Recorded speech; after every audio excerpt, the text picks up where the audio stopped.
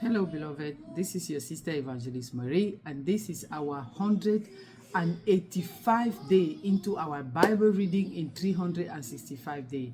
May the Lord be blessed. May the Lord be magnified. I am so grateful to be in this journey with you. I know it's not easy, but we have to keep pressing on. As per our schedule, we have to read First Thessalonians chapter 5 and also to read Job chapter, I think it's chapter 4, no, chapter 3, 4, and 5.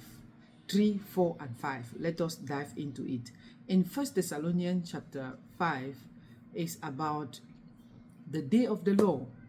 Like I was saying, the Bible says that when the next coming of Jesus Christ, everybody will see him.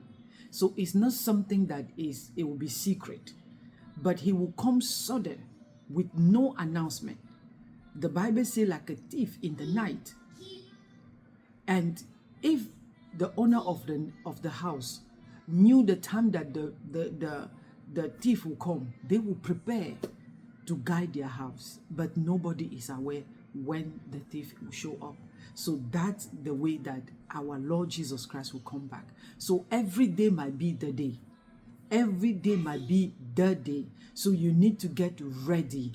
You need to be among the five wise bride, the five wise. Prepare yourself. Live your life in such a way that you are waiting. That if he comes today, am I going to be taken? So he said, the Bible continued to say, this is Paul. He said that you are all sons of light and sons of the day. We are not of the night, nor of darkness. We are children of light because our God is light. Is light. There is no darkness in him. No, there is no darkness in him. So then he went on to exhort them, to bless them. And now, this is the blessing that he poured upon them. Now, may the God of peace himself, not through an angel, himself sanctify you and I completely. And may your whole spirit, soul, and body be preserved blameless at the coming of our Lord Jesus Christ.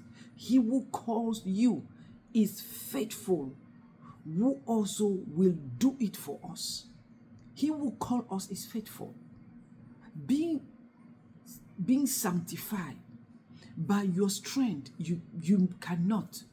But he who say it, he's again able to sanctify you through our Lord Jesus Christ. So let us go to the book of Job. Really, really interesting lecture. So interesting. Chapter 3 is about Job deployed his bird. The guy suffer. Can you imagine that you lose everything? You might lose your money. You might lose car or business or something. But when you lose your children, you know that is irreplaceable. But this is the man, he lost everything, including his children. But he did not curse God. But he reached a point that he couldn't stand. And then his friend started talking. Eliphaz, and he think that Job have sinned. And he start talking. Can a mortal be more righteous than God? And can a man be more pure than his maker? The answer is no. No, it's not possible.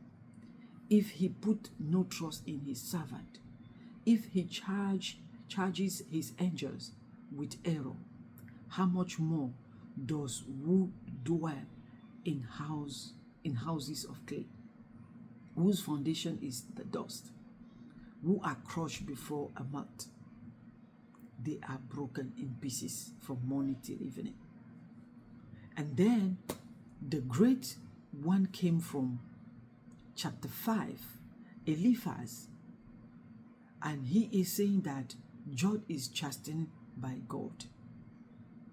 He say in verse 2, For wrath kills a foolish man, and envy slay a simple one. Envy. When you envy, you can enter into trouble. In verse 8, he said, but as for me, I will seek God, and to God I will commit my cause. Never, when you pass through trouble, don't curse God. Go to God. Go to God and commit that cause to him, who does great things and unsearchable, marvelous things without number. He gives rain on the earth and sends waters on the field. He sets on high those who are lowly, and those who mourn are lifted to safety. And this is the good part. He frustrates the device of the crafty, so that their hand cannot carry out their plan. He catches the wise in their own craftiness, and the counsel of the cunning comes quickly upon them. They meet with darkness in the daytime and grope at moon time as in the night.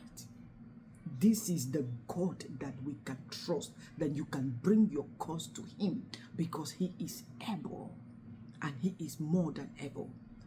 And he said, but he saved the needy from the sword, from the mouth of the mighty, and from their hand. So the poor have hope, and injustice shut her mouth. Behold, happy is the man whom God corrects.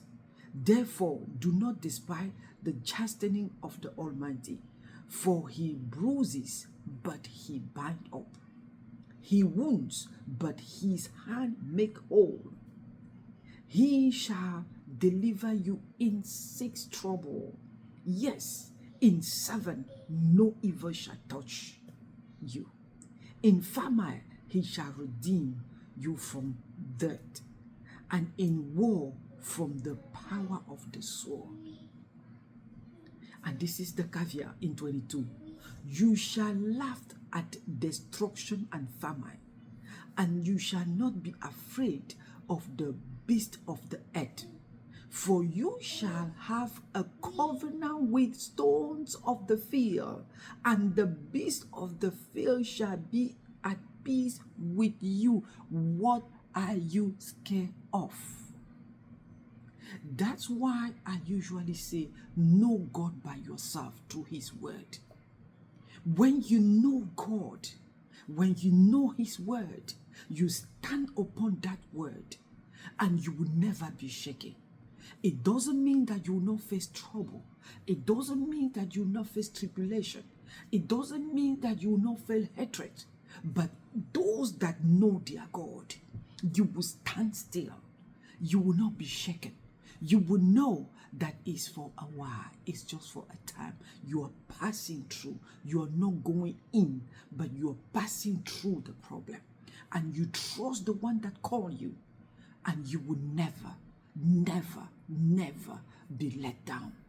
We just read here that he will frustrate the device of the crafty, so that their hand will not carry out their plan. But the plan will be set, but they will not be able to fulfill it. They will try, but they will not succeed if you know your God. And he said that you shall be at peace. If you know that you are at peace, even with the stone of the field, what can they do to you? Are they using things from the field? You are at peace with those things. Are they using animal? You are at peace with those things. So they cannot touch you. No man, no woman born from a woman is able to touch you if you know your God. If you know the power of your God, you will be unshakable. You will be undisturbed. You will do head up, because he lift up his countenance upon you and he give you peace. So may the Lord bless you. This was our 185th day into our Bible reading. I challenge you as usual to seek intimacy with God through his word. Why? Because God is his word. Know God by yourself through his word. There is no other place to know God than in his word. Know God by yourself, and you will not be shaken. You will not be carried with all type of movement, all type of things. You will stand still. So, beloved, as per our schedule, tomorrow be the 5th of July. We have to read Job chapter 6, 7, and 8, and to read 2 Thessalonians chapter 1. May the Lord bless you. May the Lord keep you.